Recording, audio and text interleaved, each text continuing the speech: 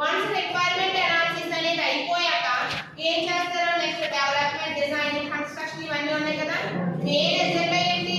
మనం ఒక సాఫ్ట్వేర్ అనేది డెవలప్ చేయాలి అంటే రిక్వైర్మెంట్సే కదా. ఏవేవో రిక్వైర్మెంట్స్ ఇచ్చేసి దాని మీద డెవలప్మెంట్ చేసేదంటే అవ్వదు కదా. ఓకే, ఇచ్చేవాడికి ఐడియా ఉండాలి, చేసేవాడికి కూడా మనకి ఏంటి ఇక్కడ సాఫ్ట్వేర్ డెవలప్మెంట్ కోసం ఐడియా ఉండాలి. కాబట్టి రిక్వైర్మెంట్ అనేది మనకి ఇక్కడ పెద్ద టాస్క్. సో ఇచ్చిన రిక్వైర్మెంట్స్ ని మళ్ళీ అందులో ఏం చేస్తాడు? అనాలిసిస్ చేసి ఫైనలైజ్ గా ఏం చేస్తాడు? వాటన్నిటిని కూడా ఒక డయాగ్రామ్ ఫార్మేషన్ లో చేస్తాడు. ఓకేనా?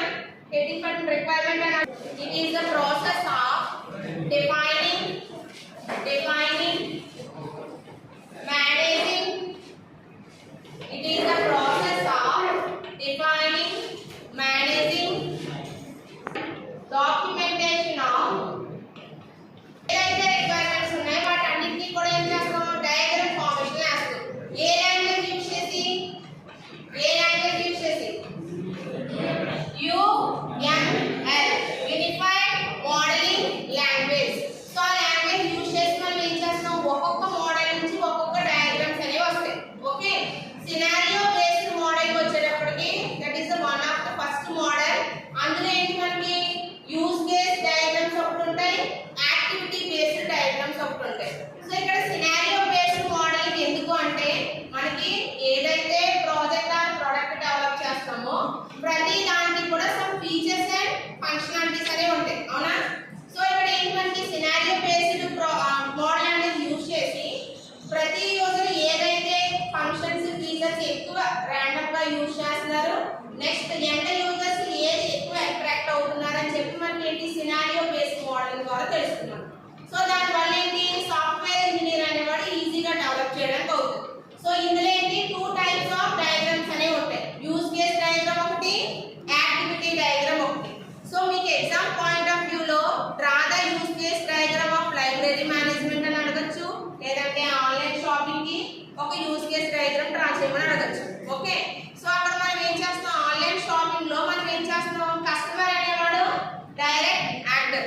సో అక్కడ ఏంటి మనం ఒక ఆర్డర్ ఇచ్చాక అక్కడ ఏం చేస్తాం? డైరెక్ట్ ఆర్డర్ ఇస్తే డైరెక్ట్ వచ్చేస్తుందా? ఫస్ట్ మనం ఏదైనా ఒక ఐటమ్ సెలెక్ట్ చేసాక ఏం చేస్తాం? క్లిక్ చేసుకున్నాక అక్కడ ఏంటి స్టాక్ అనేది అవైలబుల్ గా ఉందా లేదా అని చెప్పి వస్తుంది. ఒకవేళ అవైలబుల్ గా ఉంటే నెక్స్ట్ ఎక్కడికి వెళ్తుంది? నెక్స్ట్ ఎక్కడికి వెళ్తున్నామా? ఇప్పుడు ఆర్డర్ పెట్టేద్దాం అనుకుంటున్నాం, అక్కడ స్టాక్ అవైలబుల్ గా ఉంది. నెక్స్ట్ ఎక్కడికి వెళ్తుంది? పేమెంట్ దగ్గరికి వెళ్తుంది. ఓకే, ఇక్కడ ఏంటి కస్టమర్ అనేవాడు ఒక యాక్టర్, నెక్స్ట్ ఇందులో ఎక్స్పర్ట్ సిస్టమ్ ఒకటి ఉంటుంది, నెక్స్ట్ మ్యానుఫ్యాక్చరర్ ఒకటి ఉంటాడు, పేమెంట్ సిస్టమ్ ఉంటుంది. Okay, expert system, payment system అనేది ఏంటి? రెండు కూడా ఇండైరెక్ట్ యాక్టర్స్ కింద ఉంటాయి. ఓకే, కస్టమర్ నెక్స్ట్ మ్యానుఫ్యాక్చరర్ అనే వాళ్ళు ఇద్దరు ఎవరు? డైరెక్ట్ యాక్టర్స్ కింద యాక్ట్ చేస్తారు. సో ఇక్కడ మనకి ఏంటి ఒక ఆన్లైన్ షాపింగ్ కి యూజ్ కేస్ డయాగ్రామ్ అనేది మనకి ఇక్కడ అవుట్పుట్ కింద వస్తుంది. ఏంటి? Use case diagram. సో దీన్ని బేస్ చేసి మనం ఏం చేస్తాం? క్లాస్ బేస్డ్ మోడలింగ్ వచ్చేటప్పటికి ఏదైతే యూజ్ కేస్ డయాగ్రామ్ వచ్చిందో దాన్ని బేస్ చేసి మనం ఇక్కడ క్లాస్ బేస్డ్ మోడలింగ్ వచ్చేటప్పటికి క్లాసెస్ కింద ఎక్స్ట్రాక్ట్ చేస్తాం. క్లాసెస్ అంటే మీకు తెలుసు కదా, నేమ్, రోల్ నెంబర్ ఇవన్నీ కూడా క్లాసెస్ వస్తాయి. స్ట్రింగ్స్, మెథడ్స్, ఇలా మనం ఏం చేస్తాం? ఆ డయాగ్రామ్ ఇన్పుట్ గా తీసుకుని మన క్లాస్ బేస్డ్ మోడల్స్ లో ఆ ఆన్లైన్ షాపింగ్ రిలేటెడ్ అంతా మనం క్లాసెస్, మెథడ్స్, యాక్టివిటీస్ కింద డివైడ్ చేస్తాం. ఇలా ఒక్కొక్క డయాగ్రామ్ లో ఒక్కొక్క. Next flow